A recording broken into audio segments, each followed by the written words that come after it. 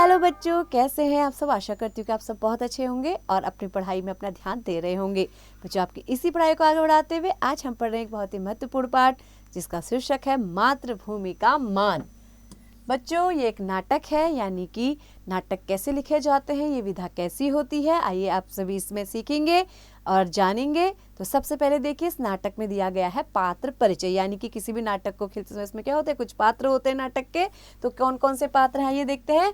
राव हेमू है जो बूंदी के राव हैं, फिर अभय सिंह है जो चित्तौड़ के सेनापति हैं, महाराणा लाखा है जो चित्तौड़ के महाराणा है, और चारणी एक गायिका है, वीर सिंह है जो बूंदी के राजपूत हैं, और अन्य पात्र यानी कि कुछ वीर सिपाही भी इसमें हैं। तो बच्चों, जैसा कि आप जानते हैं, जब कोई नाटक लिखा जाता है या खेला जाता है तो उसमें कुछ दृश्य होते हैं। तो इसका भी जो पहला दृश्य है वो कैसा है, स्थान बूंदीगढ़। आपको पहले दृश्य में दिखाया गया है कि बूंदीगढ़ नाम के स्थान की ये बात हो रही है, जहां बूंदी के राव हेमू अपने कक्ष में मेवाड़ के सेनापति अभय सिंह से बातचीत कर रहे हैं। तो बच्चे, आइए इस नाटक का आनंद लें और आप साथ साथ ये भी सीखें कि हम एक अच्छा नाटक कैसे लिख सकते हैं, कैसे लिखा जाता है साहित्य में। तो बच्चों, ध्यानपूर्वक देखिए।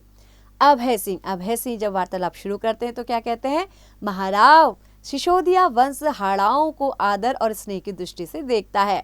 राव हेमू कहते हैं, तो आप बूंदी को मेवाड़ की अधीनता स्वीकार करने की आज्ञा लेकर क्यों आए हैं।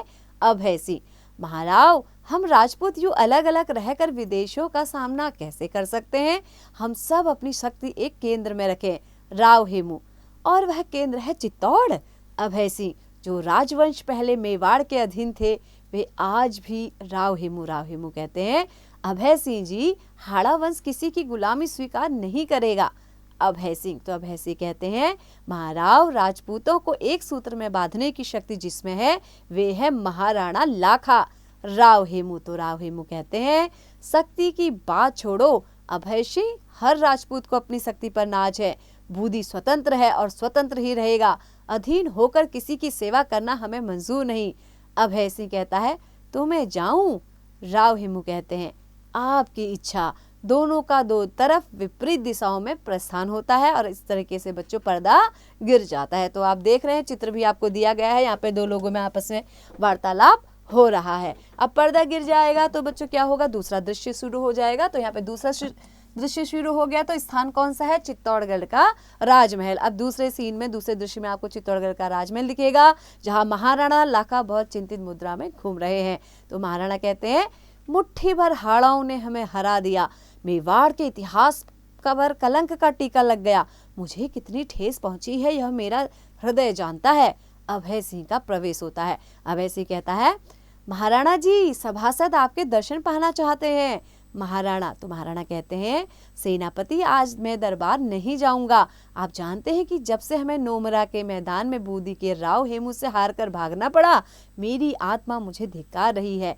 अभय सिंह कहता है, महाराणा, हाड़ाओं ने रात के समय अचानक हमला बोल दिया, आप कहाँ भागे, हम ही तो आपको खींच लाए। महाराणा कहते हैं, मैं अपने मस्तक से यह कलंक धो डालना चाहता हूँ। अभय सिंह, मेवाड़ के सैनिक आपकी आज्ञा पर अपने प्राणों की बलि देने को तैयार हैं। महाराणा कहते हैं, महारावल बप्पा का वंशज मैं लाखा आज प्रतिज्ञा करता हूँ कि जब तक बूंदी के दुर्ग में सैनिकों सहित प्रवेश नहीं करूंगा तब तक अन्न जल ग्रहण नहीं करूंगा। अभय सिंह कहते हैं, महाराणा, छोटे से दुर्ग के लिए इतनी बड़ी प्रतिज्ञा, बूंदी को उसकी धृष्टता का दंड मिलेगा, पर महाराणा इसमें कई दिन लग सकते हैं, आप ऐसी भीषण प्रतिज्ञा न करें। महाराणा कहते हैं, सेनापति, सूर्य वंश में पैदा होने वाले कभी अपनी प्रतिज्ञा वापस नहीं लेते। आगे बढ़ते हैं बच्चों। अब देखिए, नेपथ्य से एक गीत आता है, यानी पीछे से, ये सागर से रत्न निकाले, युग युगों से गए संभाले, इनसे दुनिया में उजियाला, तोड़ मोतियों की मतमाला। तो गाते हुए चारणी का प्रवेश, एक चारणी मैंने आपको पहले बताया था गायिका है, उसका प्रवेश होता है। महाराणा कहते हैं, कुछ गा रही थी चारणी, क्या तुम देश को एक सूत्र में बांधने को कह रही थी, क्या मैं दो वंशों की दुश्मनी पैदा करने जा रहा हूँ। चारणी कहती है, यह आप क्या कहते हैं महाराणा। अभय सिंह, चारणी, महाराणा ने प्रतिज्ञा की है कि जब तक वे बूंदी के गढ़ को जीत न लेंगे अन्न जल ग्रहण न करेंगे। चारणी कहती है, महाराणा, यह देश के हित में नहीं है।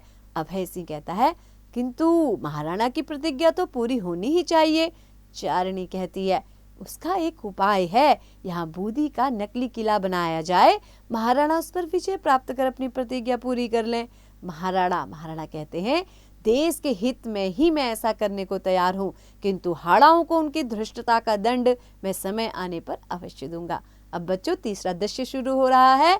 जो तीसरा जो दृश्य है वो कहाँ का है? एक जंगली प्रदेश, यानी कि जंगल में एक प्रदेश है, उसके बारे में देखिए। वहाँ क्या है? एक नकली दुर्ग के मुख्य द्वार पर महाराणा लाखा और अभय सिंह बातचीत कर रहे हैं।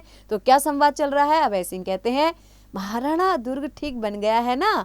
महाराणा कहते हैं, इस मिट्टी के किले को मिट्टी में मिलाने से मेरी आत्मा को शांति न मिलेगी। अब प्रतिज्ञा पूरी कर यह विचार करना होगा कि बूंदी को मेवाड़ की अधीनता स्वीकार करवाने के लिए क्या किया जाए। अभय सिंह कहते हैं, तो महाराणा खेल शुरू करें। दुर्ग के भीतर कुछ सैनिक रख दिए जाएंगे जो नकली वार करेंगे। यह दुर्ग देखते ही देखते मिट्टी में मिल जाएगा। आइए अब चलें। तो बच्चों चित्र में भी आप देख रहे हैं कि एक नकली दुर्ग बनाया गया है। अब दोनों का प्रस्थान होता है। दूसरी ओर से वीर सिंह का कुछ साथियों के साथ प्रवेश होता है। बच्चों वीर सिंह कहता है, मेरे वीर साथियों देख रहे हो सामने क्या है? एक साथी वो कहता है, हाँ सरदार, यह हमारी जन्मभूमि बूंदी का दुर्ग है। तो एक साथी कहता है, हाँ सरदार, यह हमारी जन्मभूमि बूंदी का दुर्ग है। तो वीर सिंह कहता है, महाराणा इसे मिट्टी में मिलाकर अपनी प्रतिज्ञा पूरी करना चाहते हैं। क्या तुम अपनी जन्मभूमि का अपमान होने दोगे?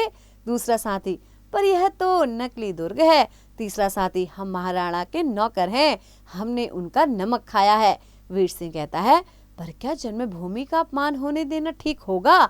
आखिर बूंदी हमारी जन्मभूमि है। तीनों कहते हैं, नहीं, हम अपने प्राण रहते ऐसा नहीं होने देंगे। वीर सिंह कहता है, बूंदी आप जैसे सपूतों को जन्म देकर फूली नहीं समाती। चलो दुर्ग की रक्षा करें। सबका प्रस्थान हो जाता है। अब बच्चों देखिए चौथा दृश्य शुरू हो रहा है। स्थान है बूंदी के नकली दुर्ग का बंद द्वार और महाराणा लाखा और अभय सिंह का प्रवेश। तो यहाँ पे महाराणा क्या कहते हैं? महाराणा कहते हैं, सूर्य डूबने को आया है, कैसी लज्जा की बात है।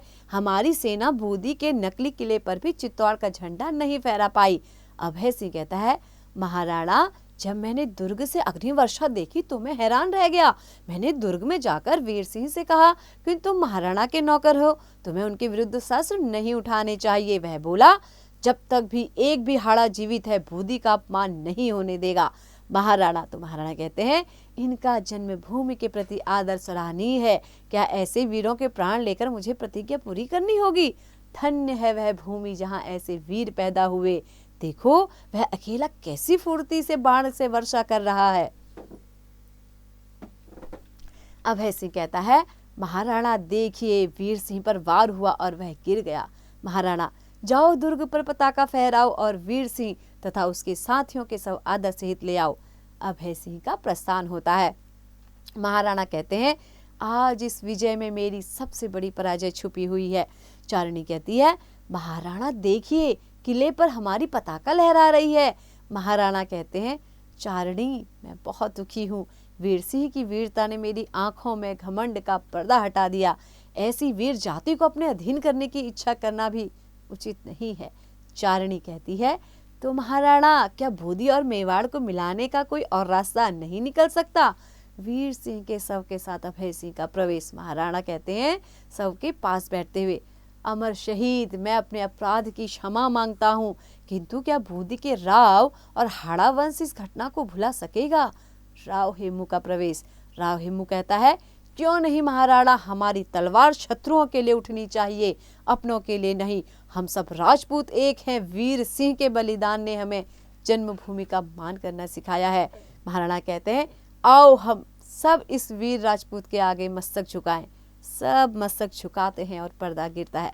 तो बच्चों इस नाटक के जो नाटककार हैं वो कौन है? हरिकृष्ण प्रेमी जी।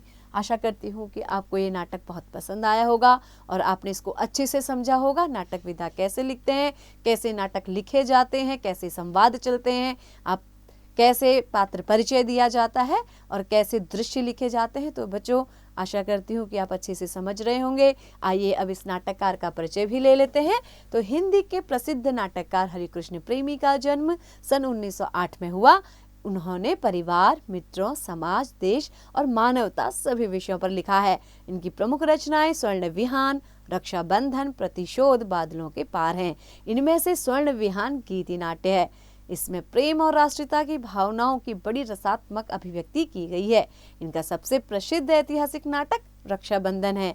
इनका निधन 1974 ईस्वी में हुआ। तो बच्चों, आशा करती हूँ कि आपको ये पाठ अच्छे से समझ में आया होगा। तो ऐसे ही पढ़ते रहिए, आगे बढ़ते रहिए और निरंतर अभ्यास करते रहिए।